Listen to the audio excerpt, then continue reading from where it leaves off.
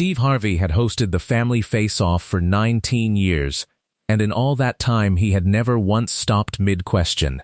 Not for a fire alarm, not for a fainting contestant, not the day a man proposed on his stage, but on a Thursday afternoon in March, in the middle of a routine question about promises, a 71-year-old woman in the third row stood up with a plain white envelope in her hand, and Ray Calloway went completely still. The card stayed frozen in his fingers. The music kept playing for 4 more seconds before somebody in the booth thought to kill it. 200 people watched an old woman look past the host, past the cameras, and directly at her own son. What she said next was 11 words long. It ended a marriage, and it saved a woman's life. And she had been carrying it in her purse for 8 months. The family was the Bells, from Cape Girardeau, Missouri. Grant Bell was 47 and sold real estate. And he was the kind of man who was very good on camera without ever having been on camera. He had a big laugh and a firm handshake, and he remembered everybody's name. In their town, he was the guy who ran the fundraiser, the guy who emceed the fall festival. People liked Grant Bell. That mattered later, because it explained how a thing that big had stayed hidden that long. His wife was Dana Bell, 45, a school nurse at the middle school for 16 years. Dana was the opposite of her husband in every way that shows up on television. She talked with her hands folded. She laughed a beat late, after she was sure something was funny. She had spent her whole working life sitting on a stool in a small room being calm at children who were bleeding. And it had made her the steadiest person in any room she walked into. Around her neck, on the day of the taping, there was nothing. That empty space is the whole story, and nobody in the building knew it yet, except 3 people, because for 22 years Dana Bell had worn a small gold locket that had belonged to her mother, Ruth Ann, who died in 2003. It was an old locket, oval, with a worn wren carved into the front. Her mother had worn it empty for 40 years. Dana asked her once why she never put a picture in it, and her mother said, "I'll put something in it when I'm done living." Dana wore it every day for 2 decades. Then, 8 months before that taping, it disappeared. She looked everywhere. She took apart the couch. She pulled the trap out from under the bathroom sink. She cried in her car in the school parking lot on a Tuesday because she could not stop thinking about it. And Grant sat with her at the kitchen table and held her hand and told her it probably went out with the boxes when they cleaned the garage, honey, and that she should stop tearing the house up, because it was making her sick. Dana stopped looking in November. The other 2 people who knew were Grant, and the woman standing 4th in line on the Bell family team. Her name was Brianna. She was 31. She had worked in Grant's office for 2 years, and when the show asked the Bells to submit 5 family members, Grant put down his wife, his daughter Sophie, his brother Kyle, himself, and Brianna, whom he listed as office manager, practically family. The person he took off the list to make room was his mother. Eleanor Bell was 71 years old and had been on that list first. She had told her whole Sunday school class she had bought a pale blue cardigan for it. 2 weeks before the taping, Grant called her and explained, kindly and at length, that the stage had stairs and the taping ran long and he was worried about her knees, and wouldn't she rather sit down front and just enjoy it, mama, with a good seat and no stress. Eleanor said that sounded fine. Eleanor Bell had not had any trouble with her knees in her life. She sat in seat 14, row 3, on the aisle, in her pale blue cardigan, holding a white envelope in a black purse on her lap, and she had every intention of taking that envelope home unopened, the way she had every day for the previous 8 months. The show taped at 2 o'clock. The Bells drew the Ruiz family from San Antonio, 5 people who came out laughing, and did not stop for the next hour. $25,000 on the line. Ray Calloway came out to his music, and the lights came up, and the 2 families lined up across from each other. And that is where the small things started. They were very small. That is important. Nothing that happened in the first 20 minutes of that taping would have looked like anything at all if you did not already know. Grant walked his team out and put his hand on the small of Brianna's back to steer her toward the podium. It lasted less than a second. In the third row, Eleanor Bell shifted the purse on her lap. Ray did his introductions, and Grant introduced his family, and when he got to the fourth position he said, "And this is Brianna, she runs my whole life," and the audience laughed, and Dana laughed too. Half a beat late. The first face-off went to the Ruiz family. Their grandmother Alma, 78 years old, beat Grant to the buzzer and then apologized to him for it, which got the biggest laugh of the day. Then the questions came down the bell line. Kyle answered. Sophie answered. Sophie Bell was 19 and had her mother's steadiness. And she was the first person on that stage to notice something, though she could not have told you what. It was this. When Brianna gave her answer, Grant turned his whole body toward her. When Dana gave hers, he did not turn at all. Sophie noticed it twice. Then she started counting. But then, the game got good, and everybody forgot to watch the bells for a while. Because the Ruiz family stole the round and Alma did a small dance, and the studio went up, and for about 10 minutes it was just a game show. The score at the second commercial break was 141 to 112, Ruiz family ahead. During that break, the makeup woman came out to blot faces under the lights, and she started at the end of the bell line. And when she got to Brianna, she said something and reached toward her throat, the way people do when they see something pretty. Brianna smiled and touched it, and said thank you. There was a small gold locket lying on her collarbone, oval, with a worn shape on the front that could have been a bird. The overhead lights caught it for maybe 2 seconds. 2 people in that building saw it. The first was a camera operator on the left side jib, who did not know what he was looking at, and simply thought it was a nice detail, and held on it for a beat and a half. That beat and a half is the reason 41 million people eventually watched this. The second was a 71-year-old woman in row 3, whose hands went very still on top of her black purse. Eleanor Bell had seen that locket before. She had seen it in a photograph of Dana's mother at a wedding in 1981. She had seen it on Dana's neck at every Christmas for 22 years. She had seen it in a jeweler's paper envelope in the console of her son's truck the previous July, when she borrowed the truck to haul mulch and went looking for a napkin. Inside that envelope had been a small yellow work order from a jewelry store in Poplar Bluff. It listed 1 antique gold locket. It listed the service performed. Chain shortened, 20 inches to 16. It listed the customer name, Grant Bell, and the date, and the price, $38. Eleanor had sat in her son's truck in her own driveway for a very long time that day. She confronted him that same week. She did it privately, in her kitchen, the way she believed things ought to be done. She did not raise her voice. She put the work order on the table between them and she said, "That's Dana's mother's." And Grant Bell cried. He cried hard, and he said it was over, and he said he had already ended it. And he said he was going to get it back, and put it somewhere Dana would find it and let her think it had turned up.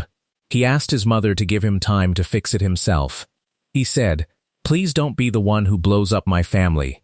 Eleanor gave him time. She gave him 8 months. She gave him 8 months because she was 71 years old, and because of something that had happened to her in 1979, and that is a part of this story that did not come out until later, and it is the reason for everything she did that day. The third round started.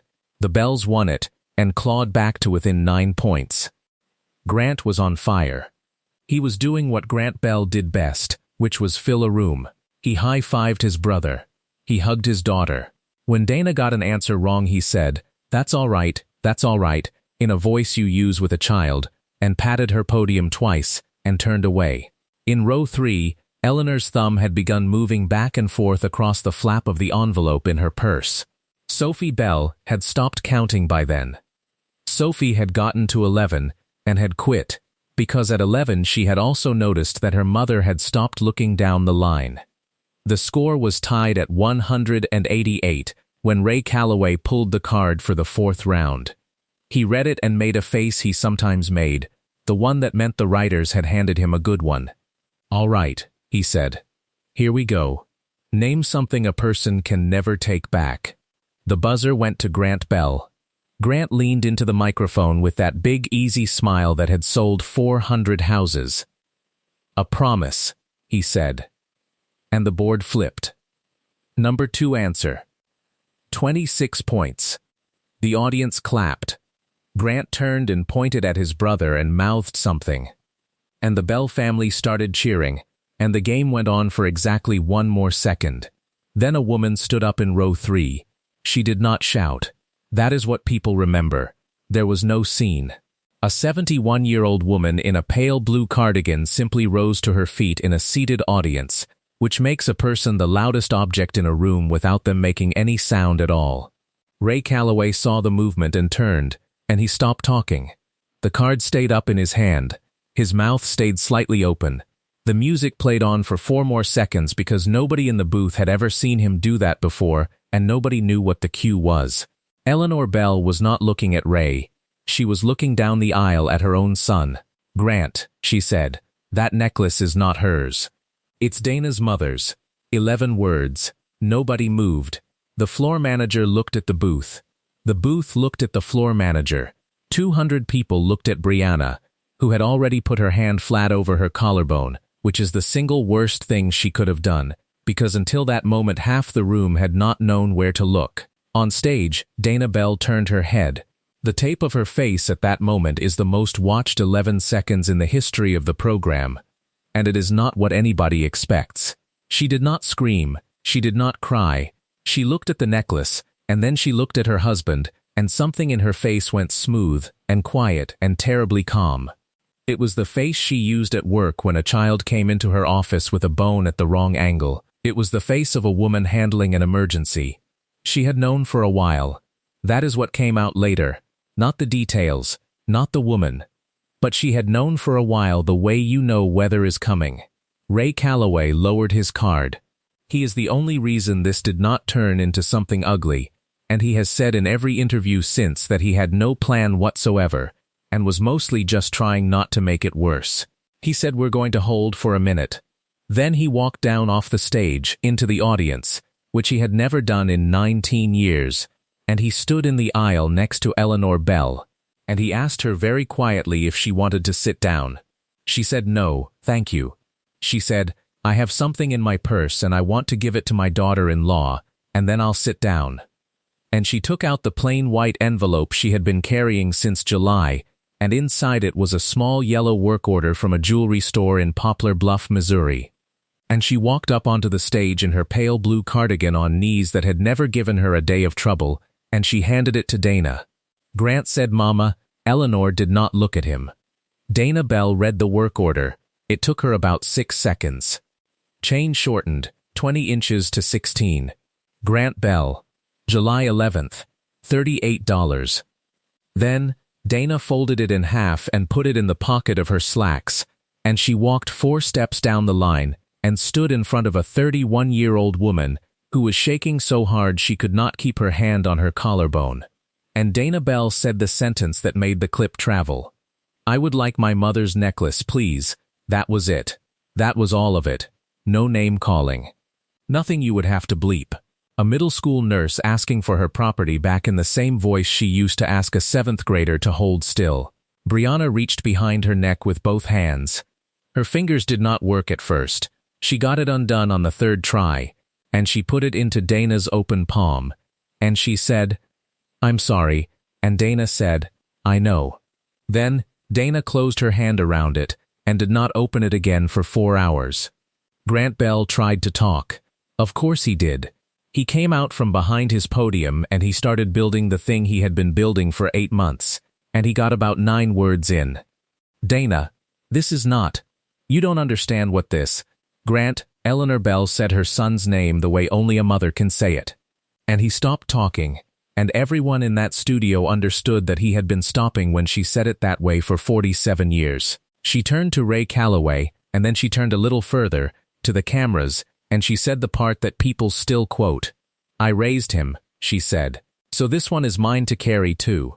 Then she told them why she stood up. "I knew in July," she said. "I've had that paper in my purse for 8 months.